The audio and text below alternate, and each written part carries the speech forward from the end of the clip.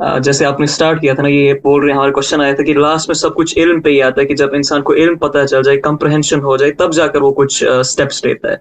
तो एक इंसान शुरुआत कहाँ से करे इस चीज की, किस इल्म से शुरुआत करे, फिर उसके पिलर्स क्या है जहां से वो खुद को मेजर करे, और हर्डल्स क्या है मेजर जो इसमें आने वाले हैं हमें। देखिए, इल्म का मतलब क्या होता है? एक किताब अगर आपके पास कोई पड़ी है, तो क्या वो किताब जो है वो आलम हो गई है? क्योंकि उसमें तो सारा कुछ लिखा हुआ है। इंसाइक्लोपीडिया की किताब तो आलम नहीं हो सकती। इंसाइक्लोपीडिया में जितना भी कुछ डेटा लिखा हुआ है, उस किताब के कागज को और उस स्याही को तो उसकी कॉम्प्रिहेंशन नहीं है कि उससे क्या लिखा जा रहा है या उसके ऊपर क्या लिखवाया जा रहा है।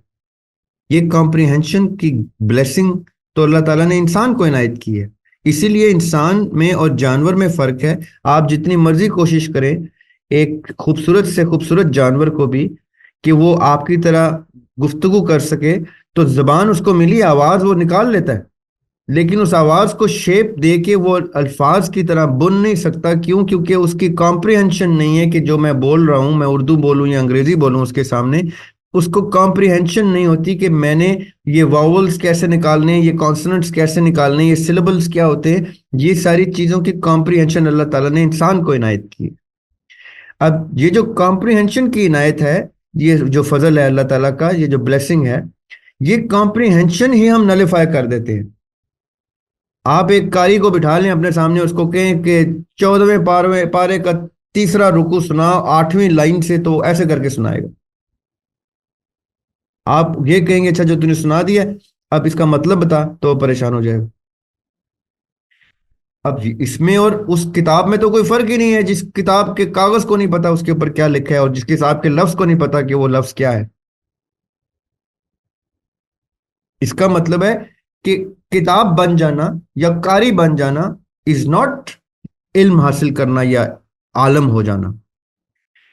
किताब के अंदर जो लिखा है उसकी कॉम्प्रिहेंशन, उसकी तफहीम आपको आ जाएगी, उसकी फहम आ जाएगी आपको कि वो क्या है, उसकी ग्रेविटी समझ आ जाएगी। कि जब मैं कहूँ जन्नत, तो उसको जन्नत की ग्रेविटी पता हो कि जन्नत क्या होती है। जब मैं कहूँ दोजख, तो उसको रोंगटे खड़े हो रहे हैं, उसको उसको उसको उसकी फील आए कि दोजख क्या होती है। ये कब आती है? जब आप उसको इस लेवल पे समझ जाते हैं, उसको उसका इल्म में और शऊर में जो फर्क है। मुझे इल्म है कि दुनिया गोल है। क्यों? क्योंकि मुझे ये बताया गया है, मैंने तालीम से हासिल किया, अपने तजज़िये से, अपने इंफॉर्मेशन से, इन चीज़ों से मुझे पता चला। मैंने देखी तो नहीं है कि दुनिया गोल है कि नहीं। मुझे तो जो तस्वीर ये दिखा देंगे मुझे मैं मान लूंगा। मैं कौन सा किसी टेलीस्कोप से या किसी स्पेस शटल से जाके देख सकता हूँ कि दुनिया गोल है कि नहीं। ये एक बड़ी पेनफुल बात है ना। फ्लैट अर्थर्स जो है, जो अभी भी दुनिया में दुनिया को फ्लैट मानते हैं, वो सवाल ये करते हैं कि तुम कैसे तस्लीम करते हो कि दुनिया गोल है? तुमने कौन सी देखी है बाहर से निकल? तो काउंटर में वो कहता है तुम कैसे कह सकते हो कि फ्लैट है, तुमने कौन सी देखी? तो इसका मतलब है कि ये कयास है। हमारा 90% इल्म तो कयास के ऊपर है। अब शऊर क्या कहता है? शऊर कहता है कि प्रेवलेंट इल्म ये चल रहा है जिसको दुनिया तस्लीम करके दुनिया गोल है कह रही है।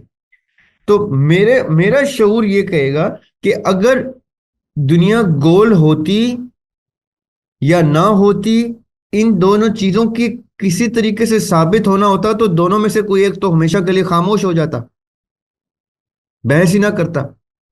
तो मेरा शऊर ये कहता है कि there is decent amount of evidence that give strength to both these beliefs so that they exist.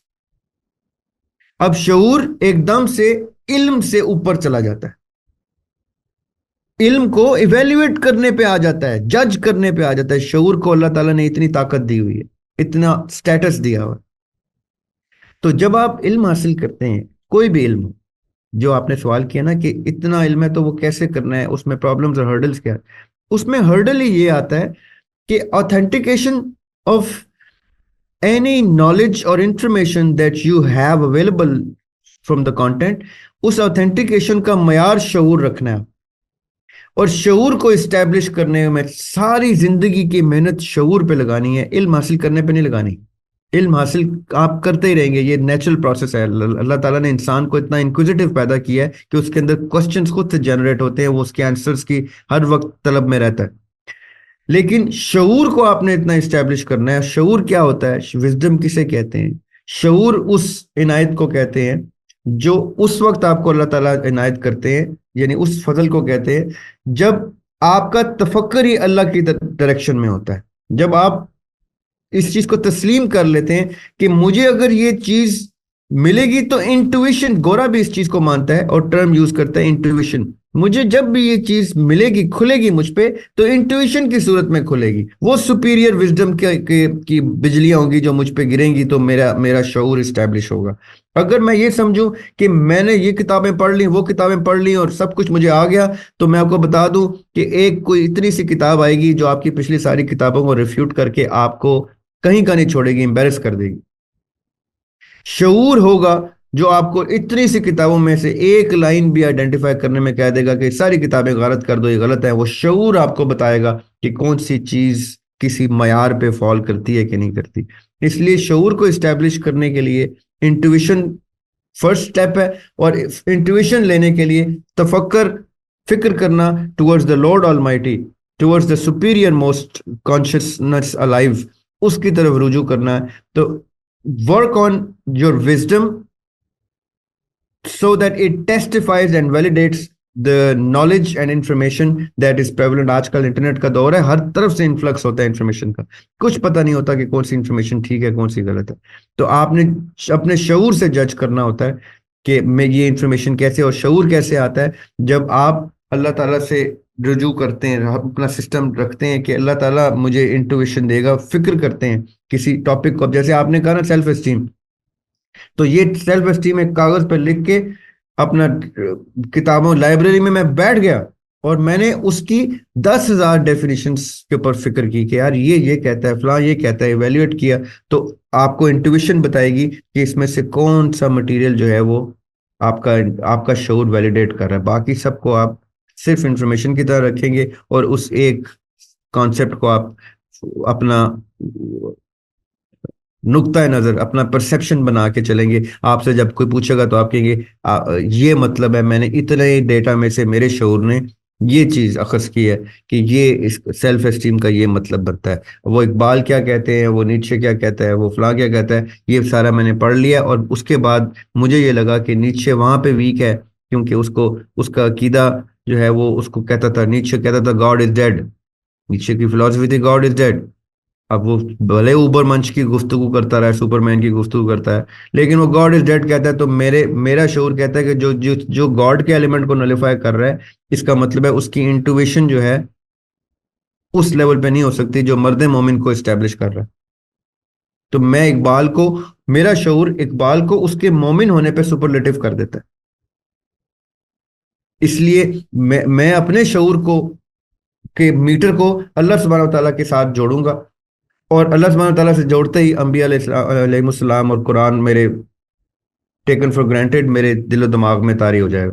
تو اپنے میٹر جو ہے وہ میں نے کہا تھا نا آپ کو، حاشیے جو ہیں وہ 2 رکھنے ہیں، ایک طرف قرآن کا، ایک طرف حدیث کا اور سنت کا۔ تو آپ کا شعور جب ان 2 حاشیوں کے مابین اپنے آپ کو اسٹیبلش کرے گا، تو آئی کین گارنٹی یو کہ آپ بہت سی انفارمیشن نیچرلی انٹویشن پہ رد کر رہے ہوں گے اور بہت سی انفارمیشن کو ایکسیپٹ کر رہے ہوں گے۔ تو establish your wisdom by means of تفکر۔